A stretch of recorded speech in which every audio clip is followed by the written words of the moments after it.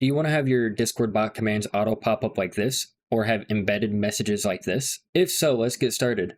First, if you haven't watched my first video where I wrote this code, I recommend going back to that video because that will give you a better understanding of the Discord library for Python. I will link that in the description if you want to check that out. If not, we'll be rewriting most of the code anyways, so you should be able to understand. Let's first start by heading to Discord. Then from there, we're going to go to your user settings, and then scroll down to advanced. And then you should see developer mode. Make sure you enable that. If you right click on your server, you should see copy server ID, copy that. Then let's head back to our code. Okay, now we'll have to delete most of our code here. I know we worked hard for this, but the new setup is gonna make our bot a lot more efficient. So we're gonna delete from the roll and ping commands. And then we're gonna delete the print on onReady. And then we're gonna be getting rid of intents.message underscore content equals true. Now let's first set up the slash commands for our server. So under bot, we're going to do tree equals bot.tree.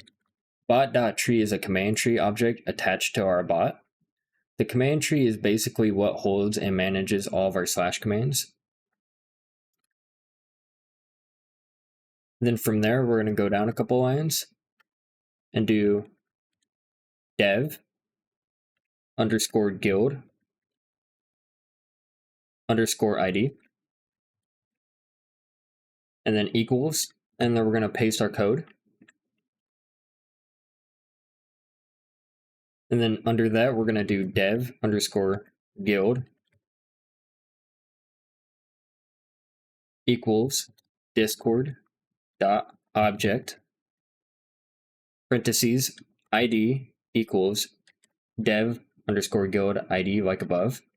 This tells Discord only register these slash commands in this specific server, but we're only doing this because this is our developer stage and not our full release. Now we're going to go under our onReady function and go in underscore dev equals any parentheses g.id 2 equal signs dev and then our guild ID for g in bot.guilds. Basically, we have a in underscore dev variable that returns if any of the servers that our bot is in is our guild, return true. Now we're going to make a command. Now we're going to make an if statement in dev using our variable Pong. And then we're going to go tree.clear underscore commands, and then parentheses guild equals dev guild. This basically removes any old slashes from your dev server, so there's not going to be any duplicate slash commands every time you run the server. And then below that, we're going to go tree.copy underscore global underscore 2. And then parentheses again, guild equals dev, and then guild again. This takes all the global commands we defined and prepares them for our server. Then we're going to go dev underscore sync equals await, and then tree.sync parentheses guild equals dev guild. This basically tells Discord to register these commands for a guild now. And below that, we're just going to run a basic print. Guild synced.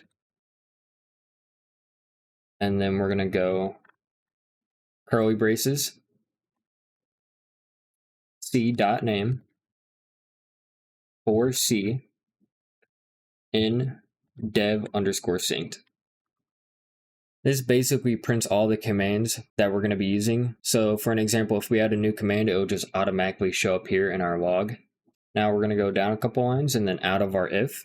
Now we're going to do global underscore synced equals await tree.sync. This will update our global command set. The reason why we have a global and a dev specific set is that our global will take about 30 minutes to an hour, if not more, to update our commands to our bot. Versus while we're in our dev stage, we want our commands to be updating as soon as possible. Then under that, we're going to go print again.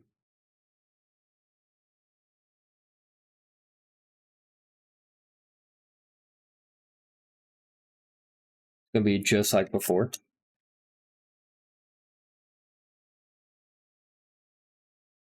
Or C in global. And then we're going to go synced instead of our dev synced.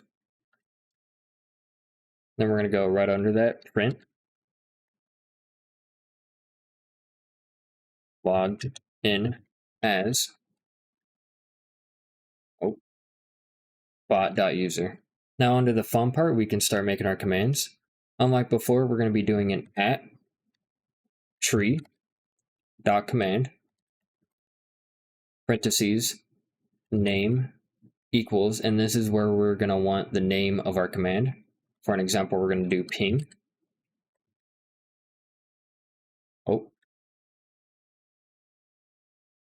And then our description is going to be the description of the command. That will look like this. And then we're going to go check if the bot is alive. And then below that, we'll make our function. We're going to do async def ping. We're going to go interaction Discord dot interaction, and then make sure we capitalize interaction. And put another colon. Interaction is like the CTX from last video. It basically means who ran it, what channel it is in, and what server. Now below that, we're going to do an await interaction dot response dot send underscore message, and then Pong. Perfect. And that's just one command done. Now we can do another one like info. To save us some time, we can just copy and paste it. Change this to info. This command is basically going to give us the basic info from our bot so that our viewers can see what type of bot we have in the server. Information about the bot. Perfect. And then instead of this message right here, we're going to go embed. This is where we're going to be setting up our embedded message like this. We're going to go equals Discord dot embedded, and then parentheses. We're going to put our title equals, and then this is going to be like Discord bot. I'll put tutorial. And then we're going to have our description. And we're going to put this bot shows how to use embeds and slash commands. And then right below that, another cool feature is that we can add a color to this, like Discord dot color. And then a built-in color we can use is that. And that's it for the embedded message. Now we just got to make sure it syncs over. We're going to go embedded dot set author parentheses name, and then we're going to put made by you. This is going to be the small text above the bot's message, which is usually who sent the command. Then we can do embedded dot add field parentheses name, and we're going to go commands comma, and then we're going to go value equals slash ping comma, then we're going to go slash info. Another command we can use later is slash pull, and then we'll go out of that double quotes, and then put a copy, inline equals false. The inline false basically makes it take the full row. Then below that, we can do embedded dot set underscore footer parentheses text equals discord .py, and then I'll just put guide. This is going to be the footer. It's kind of like a footer of like a letter, for an example. And now we're going to send it off. We're going to do await interaction dot response dot send underscore message. Then we're going to do embedded equals embedded. This will send the message back as a slash command reply. Now our last command, we're going to make a poll. So like for an example, do you like Marvel? And then it's going to have a react yes or no. And that'll be in an embedded format as well. So what we'll do is make another command at tree dot command parentheses name equals poll. And then we're going to set our description saying create a yes / no poll question. And we're going to make it async function for poll. Interaction on discord dot capitalized interaction comma, and then we're going to put our question. Then we're going to set that as a string. And then below that, we're going to do embedded equals discord dot embedded. And then we're going to put parentheses title equals, and then we're going to put poll, and then we're going to put a description right after that. And we're going to equal that to our question. And then for the color, we'll change it up a bit. And we'll set it to a nice green. That should be rand underscore green. So what this will do is create another embedded message that we're treating like a poll. And this will have a title and a description set as the question asked by the user. And then we'll have a nice green color. And then below that, we're going to do embedded dot set underscore footer, and then parentheses text equals react to vote. And then under that, we're going to do an await